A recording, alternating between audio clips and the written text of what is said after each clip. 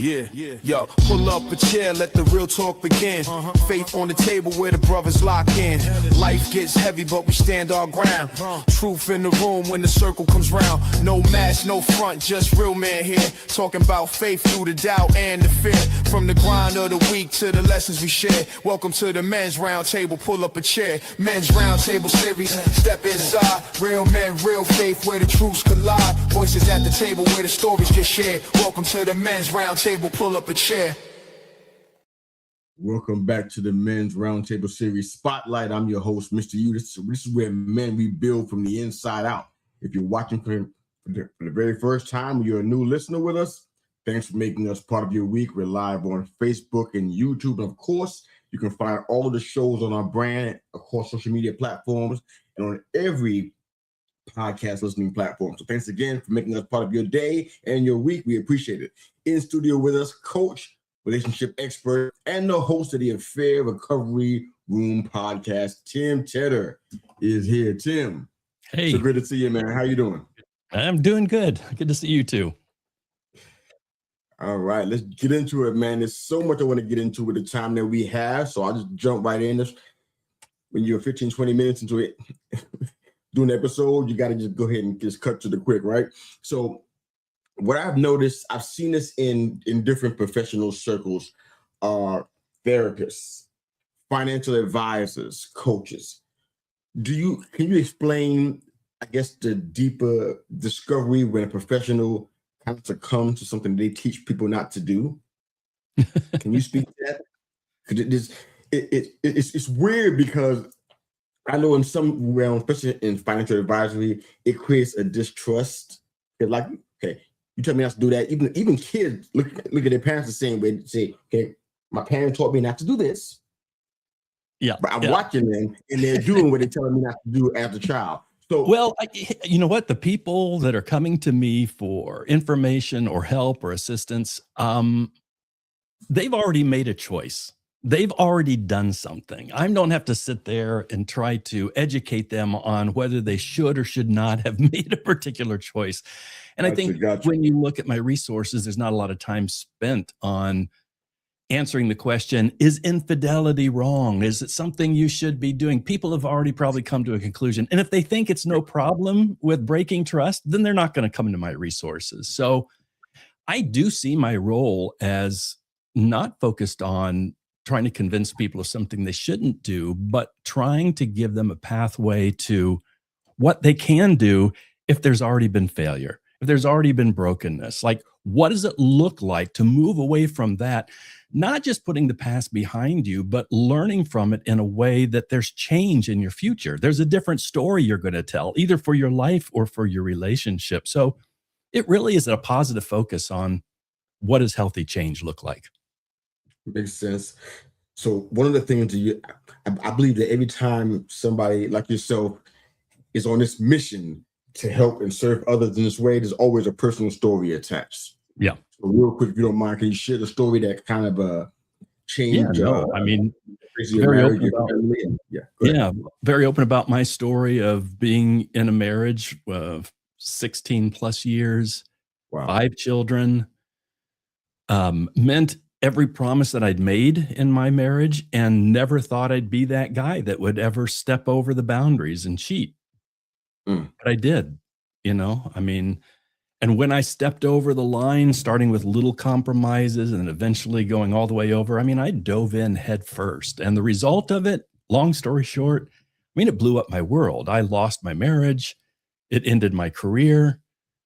And I was just kind of left with, now what do I do? And here's probably the really important thing in understanding my story, at least in what was going on with me in my life at the time. I knew I'd done something wrong. I knew I'd hurt the people that I never intended to hurt. I mean, especially my children. They're these innocents that never deserved any of this. But I didn't understand at the time all that I needed to really get about me and what I needed to learn from that experience. And it took me several years before enough in my life began to unravel that I started to think, oh, I think there's something about me that I need to figure out. And I started doing the work. And Um, when that stuff started making sense to me and those changes began to happen, I could reflect back and look at my marriage, not just the affair, but even the way that I loved and was involved with my wife and what my contribution to that relationship. And it wasn't all bad. I wasn't a terrible person, but began to realize, man, there's some real deficiencies. There's some things that were missing that I yeah. was not bringing into that love relationship that I should have. And so, it just started me on a path of this is what change looks like. And so, it ends up that I'm in this strange place. And I just posted an article about this yesterday where I will always regret that infidelity. It's the biggest regret of my life. I wish I could go back and undo it, especially for the sake of the people that ended up being so hurt. At the same time, I'm very grateful for it because eventually that mess in my life ended up being the catalyst for the most significant changes that began to take place. Stuff I'll keep working on for the rest of my life. But that's what I want to take and encourage other people to do. My becoming a counselor wasn't, that just started with friends who saw that I was changing and that I was sharing my story with other people around me that I thought were struggling in similar ways and maybe they could benefit from what I'd learned. And eventually people encouraged me to maybe you should be a counselor. And so, I ended up changing that. Yeah. One of the things that, we talk about a lot on this show and in our Men's Roundtable Series podcast on Thursday nights is about the cost of that wearing that mask. And you mentioned about how the affair forced you to confront who you really were versus who you were pretending to be. Yeah. What's as defined and as specific as you can make it, what's the real psychological toll on a man who's living a double life? Well, I don't think anyone who is not living authentically, in other words, what we're bringing to the outside world is consistent with who we really are in the inside. There aren't these places that we just hide from everybody else and we kind of nurture privately. But when we becoming more authentic means we're kind of the same, in both places. And I think the cost of not doing that, the cost of wearing masks, the cost of always, what do I have to say or do so that people see me in a particular way? I think that's always dysfunctional. I think it always leads to something unhealthy. And it's not the same for everybody. Some people, it can lead to disconnection instead of intimacy in relationships. That's usually the result because if you're not living authentically, it's really hard to connect intimately with others. Some, it leads to emotional problems. Some, it leads to addictions. There's that longing we have to be honestly connected and to be seen. But a lot of us grow up not really learning how to do that very well. Yeah. And so we replace that need with other stuff that, maybe I just work out a lot. Maybe I need to, whatever it is that kind of, that attempt to fill in that gap of how we want to see ourselves, how we want other people to see ourselves. But I think, for me, that was the realization, like, man, I suck at being authentic. Even though I appeared, publicly in front of all kinds of people, and I would talk about living truthfully and authentically, but it was so practiced in my life. I knew how to present myself in a certain way that came across as, oh, look how open he is. And man, it was anything but. So learning how to be authentic and learning how to be truly vulnerable, I had never learned those growing up. I needed to learn them as a man, or else I was going to continue to flounder in similar ways. Start out in a good relationship and then eventually it becomes disconnected and, maybe I cheat again, or maybe I just find some other thing to fill in that gap. But if I didn't figure that out, I don't think my story would have changed.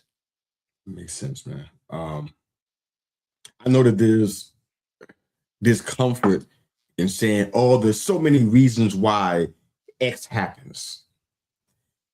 But I want you to try to break it down to the lowest common denominator, especially because of your work and your expertise. I think you are very suited to answer this question.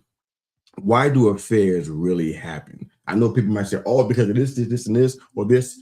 Is there one singular reason that you can think of, you think fits almost every situation? Why do affairs really happen?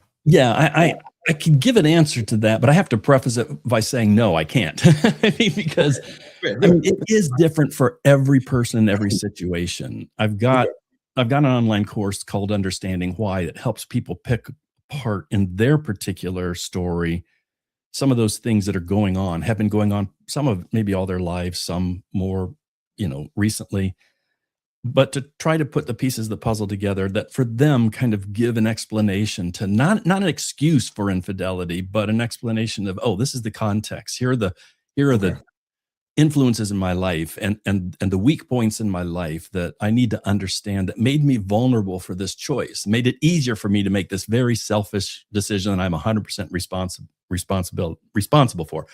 So yeah, it is different. There's no one blanket. And in fact, I get a little bit get a little bit defensive because a very common response I hear from people is that, and even from therapists sometimes, is that, oh, well, if there's infidelity, then that means there was something wrong in the marriage. Someone cheated because there were needs that were not being met in a marriage. Well, that's probably true because I don't know of any marriage where every single need is being met all the time. Sure. But the problem with that is just because my needs weren't being met doesn't mean it was the fault of the relationship or my partner. It might be because of my own deficiencies that my need weren't being met, and I'm usually blind to those things. So, Okay. and one answer I could give is, and I can't give you the one thing, but Well, that's okay. I That's can okay. tell you for men, Okay. I think, and I'm guessing at this percentage, but it's probably fairly accurate. The men that I've worked with over the past 20 years, when we get down to what is that essential thing that's driving behavior, and that might be behind their vulnerability to making a decision of having an affair or crossing a trust line, most of the time, I'd say 85% of the time, they can look at that. We can look at that and say, oh, they've always struggled with understanding what it means to be genuinely vulnerable in a relationship, Okay. because, a lot of times we're grown up taught, no, you're not vulnerable. You tough it up. That's what a man does. You don't sit there and cry about something. You don't, you move on. Don't sit there and dwell on things. You stoic. Somebody's hurt, you just say, okay, sorry, and let's just move on from it. You don't really deal with it. You're feeling something deeply. You don't sit there with it. Just push it down. And I'm not suggesting that we need to be all weepy and we're, the permanent guest on Oprah's couch. I'm not saying that that's what it needs to be, but that openness to really, it goes back to that authenticity, but that willingness to take the risk in a relationship, to be honest, to be real, even about difficult or hard or negative things, not because we're selfish, not because we're involved, but because we care enough about a relationship and other people and ourselves to just be real and be honest. And so most of the guys will tell really compelling stories about growing up, never learning to do that, being in a marriage or relationship where they know their partner longed for that, but they felt unable or inadequate to bring that into the marriage or relationship. And now we're standing facing the need for that. And it's as scary as anything, I mean, that was not Yeah. easy for me when I realized, man, I've got to pay attention to this, man. I was inside and I was fighting it all the way because it just felt dangerous. But taking that risk to be vulnerable is the thing that will lead us into a more intimate and satisfying relationship when we're willing to do it.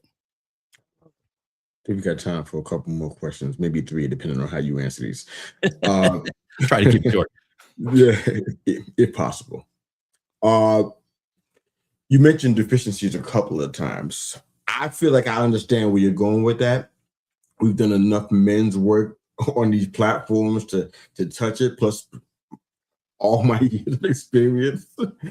But what would you say is probably if you don't mind sharing this from a personal standpoint, what would you say is that deficiency that, that's the one that you not only seen in yourself, but you see it in the people that you've been trying to help as well, that can contribute to or has contributed to a situation like what you were talking about with affairs?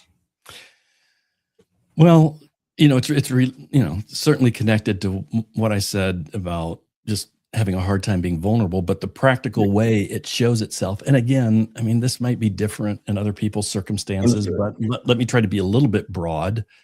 I grew up in a home where my dad was emotionally disconnected. I mean, he wasn't Okay.